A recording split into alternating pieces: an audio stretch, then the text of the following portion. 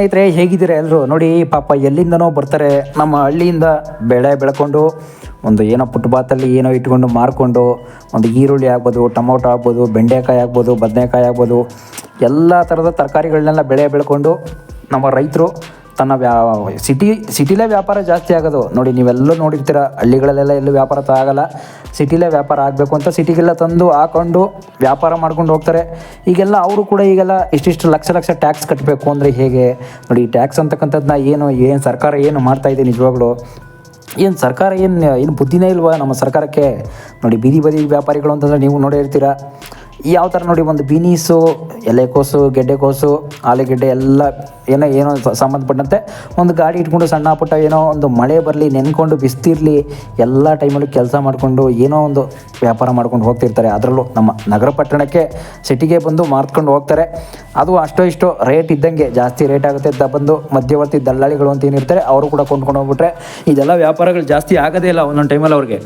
ಇಂಥವ್ರಿಗೂ ಕೂಡ ಈಗೆಲ್ಲ ಕಮರ್ಷಿಯಲ್ ಟ್ಯಾಕ್ಸನ್ನು ಹಾಕಿದ್ರೆ ನಿಜವಾಗ್ಲೂ ಸರ್ಕಾರಕ್ಕೆ ಒಳ್ಳೇದಾಗುತ್ತಾ? ನಮ್ಮ ಜನ ನಿಜವಾಗ್ಲೂ ಕೂಡ ಬದುಕ್ತಾರೆ. ಮುಂದೆ ಸೂಸೈಡ್ ಮಾಡ್ಕೋಬೇಕಷ್ಟೇ. ಹಾಗಾದರೆ ಮುಂದೆ ಸೂಸೈಡ್ ಮಾಡಿಕೊಂಡು ಏನೋ ಒಂದು ಮಾಡ್ಕೊಬೇಕು, ಇಲ್ಲ ಆತ್ಮಹತ್ಯೆ ಅಂತ ನಾವು ಏನು ಕರಿತೀವಿ ಅದನ್ನು ಮಾಡ್ಕೊಳ್ಳೇಬೇಕು ಅದನ್ನು. ಯಾಕೆ ಅಂತಂದರೆ ಒಂದು ಸರ್ಕಾರದ ಕಮರ್ಷಿಯಲ್ ಟ್ಯಾಕ್ಸ್ ಏನಿರುತ್ತೆ ಅದು ಮಿತಿ ಮೀರ್ತಾ ಇದೆ. ಯಾಕೆಂದರೆ ಈಗಾಗಲೇ ನೀವು ನೋಡ್ತಾ ಇದ್ದೀರಾ, ಏನು ಇಷ್ಟೆಲ್ಲ ಕಮರ್ಷಿಯಲ್ ಟ್ಯಾಕ್ಸ್ ಹಾಕೋದಕ್ಕೂ ಕೂಡ ಏನು ಕಾರಣ? ಹಾಗಾದರೆ ಏನು ಸರ್ಕಾರದ ಖಜಾನೆಯಲ್ಲಿ ಹಣ ಖಾಲಿಯಾಗಿ ಹೋಗಿದೆ ಅಷ್ಟೊಂದು ಅನ್ನೋದಕ್ಕೂ ಕೂಡ ಏನು ಕಾರಣ? ನೋಡಿ, ಎಲ್ಲದಕ್ಕೂ ಈಗ ಬಿಟ್ಟಿ ಭಾಗ್ಯ ಅಂತ ಎಲ್ಲ ಕೊಟ್ಬಿಟ್ರು. ಈಗೆಲ್ಲ ಕೈ ತೊಳ್ಕೊಂಡ್ಬಿಟ್ಟಿದ್ದಾರೆ. ಬಿಟ್ಟಿ ಭಾಗ್ಯ ಬಿಟ್ಟಿ ಕೊಟ್ಟು ನಮ್ಮ ಜನಗಳು ಕೂಡ ಸೋಂಬೇರಿ ಆಗೋದ್ರು.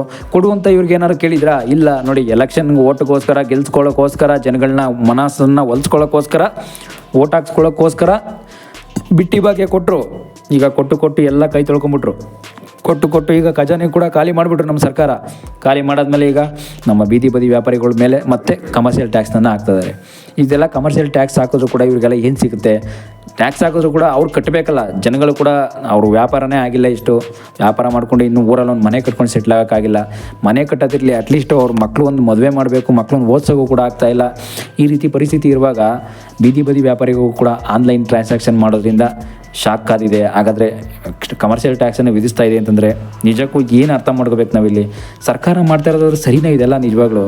ಏನಿದೆಲ್ಲ ಒಂದು ವ್ಯಾಪಾರ? ನೋಡಿ, ಒಂದು ಸಣ್ಣ ಪುಟ್ಟ ಒಂದು ವ್ಯಾಪಾರ ಮಾಡೋರ್ಗೂ ಒಂದು ಏನೋ ಗೆಡ್ಡೆ ಗೆಣಸು ಅಲ್ಲಿ ಬೆಳ್ಕೊಂಬಂದು ಇಲ್ಲಿ ಕಮರ್ಷಿಯಲ್ ವ್ಯಾಪಾರ ಮಾಡೋರ್ಗೂ ಕೂಡ ಈ ರೀತಿ ಮೇಲೆ ಟ್ಯಾಕ್ಸ್ ಹಾಕುತ್ತೆ ಅಂತಂದರೆ ಹಾಗಾದರೆ ಕೋಟಿ ಕೊಳ್ಳೆ ಹೊಡಿತಾ ಇರೋ ರಾಜಕಾರಣಿಗಳೇನು ಬುದ್ಧಿ ಇಲ್ವಾ?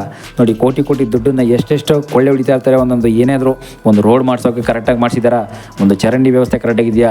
ಒಂದು ಏನಾದ್ರು ಬಸ್ಸಿನ ವ್ಯವಸ್ಥೆ ಒಂದು ಊರಿಗೆ ಕರೆಕ್ಟಾಗಿದೆಯಾ? ಯಾವುದು ಕರೆಕ್ಟಾಗಿರಲ್ಲ. ಆದರೂ ಕೂಡ ಅದರಲ್ಲೂ ಕೂಡ ಕೇಳೋದು ಬಿಟ್ಬಿಟ್ಟು ಅದ್ರ ಮೇಲೆ ಹೋಗಿ ನಾವು ಒಂದು ಏನೋ ಒಂದು ಏನು ಇರುತ್ತೆ ಒಂದೊಂದು ರಾಜಕೀಯ ಪೌರುಷ ಅಂತ ನಾವೇನು ಕರಿತೀವಿ ಅದನ್ನೆಲ್ಲ ಹೋಗಿ ತೋರಿಸೋದು ಬಿಟ್ಬಿಟ್ಟು ಸಣ್ಣ ಪುಟ್ಟ ವ್ಯಾಪಾರಿಗಳ ಮೇಲೆ ಒಂದು ಟ್ಯಾಕ್ಸನ್ನು ವಿಧಿಸ್ತಾ ಇರೋದು ನಿಜಕ್ಕೂ ಇದೆಲ್ಲ ಒಂಥರ ಸರ್ಕಾರಕ್ಕೆ ವಿರೋಧ ವ್ಯಕ್ತವಾಗುತ್ತೆ. ಎಲ್ಲ ಜನಗಳು ಕೂಡ ಮುಂದೆ ಸರ್ಕಾರ ಬರೋದಿಲ್ಲ. ನೋಡಿ, ಕಾಂಗ್ರೆಸ್ ಸರ್ಕಾರ ಮುಂದೆ ಯಾವುದೇ ಕಾರಣಕ್ಕೂ ಬರಲ್ಲ. ಬಂದರೂ ಕೂಡ ಅಕಸ್ಮಾತು ಜನಗಳು ಯಾವುದೇ ಕಾರಣಕ್ಕೂ ಓಟ್ ಹಾಕಲ್ಲ. ನಿಜವಾಗ್ಲೂ ಹೇಳ್ಬೇಕಂದ್ರೆ ನಮ್ಮ ಜನಗಳೇನು ನೋಡಿ, ದುಡ್ಡು ಕೊಟ್ಟರೆ ಓಟ್ ಹಾಕ್ತಿದ್ರು. ಆದರೂ ಕೂಡ ಈಗ ನೋಡಿ, ದುಡ್ಡು ಕೊಡದಿದ್ರು ಕೂಡ ಓಟ್ ಹಾಕಲ್ಲ. ಆ ರೀತಿ ಪರಿಸ್ಥಿತಿಗೆ ಬಂದುಬಿಟ್ಟಿದೆ ನೋಡಿ ಕಾಂಗ್ರೆಸ್ ಸರ್ಕಾರ ಹೇಗೆ ಅಂತ ನೀವು ನೋಡ್ತಾ ಇದ್ದೀರಾ. ಸರ್ಕಾರ ಅಂತಲ್ಲ, ಎಲ್ಲ ಅಷ್ಟೇ ನೋಡಿ, ಎಲ್ಲ ರಾಜಕಾರಣಿಗಳು ಅಷ್ಟೇ. ಇಂಥದ್ದು ನಾವು ಏನೋ ಒಂದು ಕಾಲುವೆ ಒತ್ತುವರಿ ಆಗಲಿ, ಇನ್ನೊಂದೇ ಆಗಲಿ, ಎಲ್ಲ ಒಂಥರದ್ದು ಈ ಕಾಲುವೆ ಒತ್ತುವರಿ ಅಂತಲ್ಲ, ಒಂದು ಹಳ್ಳಿ ಕಡೆ ಒಂದೇನಾದರೂ ನಾವು ಈ ಥರ ನೀರಾವರಿ ವ್ಯವಸ್ಥೆ ಮಾಡಬೇಕು, ಒಂದೇನಾದ್ರು ಬೋರ್ವೆಲ್ ವ್ಯವಸ್ಥೆ ಮಾಡಬೇಕು, ಎಲ್ಲ ಥರದ್ದು ದುಡ್ಡು ಇಷ್ಟು ಕೋಟಿ ಅಂತ ಸ್ಯಾಂಕ್ಷನ್ ಮಾಡ್ಕೋತಾರೆ. ದುಡ್ಡನ್ನ ತಿನ್ಕೋತಾರೆ ಅಷ್ಟೇ. ತಿನ್ಕೊಂಡು ಅದನ್ನು ಮಾಡಿಸ್ತಾರೋ ಬಿಡ್ತಾರೋ ಅದು ಅವ್ರಿಗೆ ಬಿಟ್ಟಿದ್ದು. ನೋಡಿ, ಕೋಟಿ ದುಡ್ಡನ್ನು ಯಾವ ಥರ ಗುಳುಮ್ ಅಂತ ನುಂಗ್ತಾರೆ ನಮ್ಮ ರಾಜಕೀಯ ಪಾಲಿಟಿಕ್ಸ್ ಪಾರ್ಟಿಗಳು ಅಂತಂದರೆ ಅದೆಲ್ಲ ನಿಮಗೆ ನೆಕ್ಸ್ಟ್ ವೀಡಿಯೋದಲ್ಲಿ ಬಿಡಿಸಿ ಹೇಳ್ತೀನಿ. ಸದ್ಯಕ್ಕೆ ನೋಡಿ ಸ್ನೇಹಿತರೆ, ನಮ್ಮ ಚಾನಲಲ್ಲಿ ಈಗ ನೋಡಿ, ಈಗ ಬೀದಿ ಬದಿ ವ್ಯಾಪಾರಿಗಳ ಬಗ್ಗೆ ಎಷ್ಟೋ ಜನ ಕಾಮೆಂಟ್ ಮಾಡಿರಿ ವಿಡಿಯೋ ಮಾಡಿ ಅಂತ. ಈಗ ನೋಡಿ, ಅವ್ರಿಗೂ ಕೂಡ ಎಷ್ಟು ಒಂದು ಶಾಪ್ ಮುಂದೆ ಎಲ್ಲ ಇಟ್ಕೊಂಡು ಅವ್ರಿಗೂ ಕೂಡ ಏನೋ ಬಾಡಿಗೆ ಕೊಡ್ತಾನೆ, ರೋಡ್ ಫುಟ್ಪಾತ್ ಮೇಲೆ ಇಟ್ಕೊಂಡಿರೋರಿಗೆಲ್ಲ ಈಗ ಕಮರ್ಷಿಯಲ್ ಟ್ಯಾಕ್ಸ್ ಕಟ್ಟಬೇಕು ಅಂತ ಮುಂದೆ ಹೋದರೆ ಏನಾಗ್ಬೋದು ಮುಂದೆ? ನೋಡಿ, ಅವ್ರ ವ್ಯವಹಾರ, ಅವ್ರ ಬಿಸ್ನೆಸ್ಸು ಎಂಥ ಮಟ್ಟಕ್ಕೆ ಹೋಗ್ಬೋದು. ಬಿಸ್ನೆಸ್ ಅಂತ ಬಂದರೆ ಎಲ್ಲರೂ ಕೂಡ ಅಷ್ಟೇ, ಎಲ್ಲಿ ಯಾವ ಮಟ್ಟಕ್ಕೆ ಹೊಂಟೋಗುತ್ತೆ ಆ ಬಿಸ್ನೆಸ್ಸು ನೀವೇ ನೋಡ್ತಾ ಇರ್ತೀರಲ್ಲ.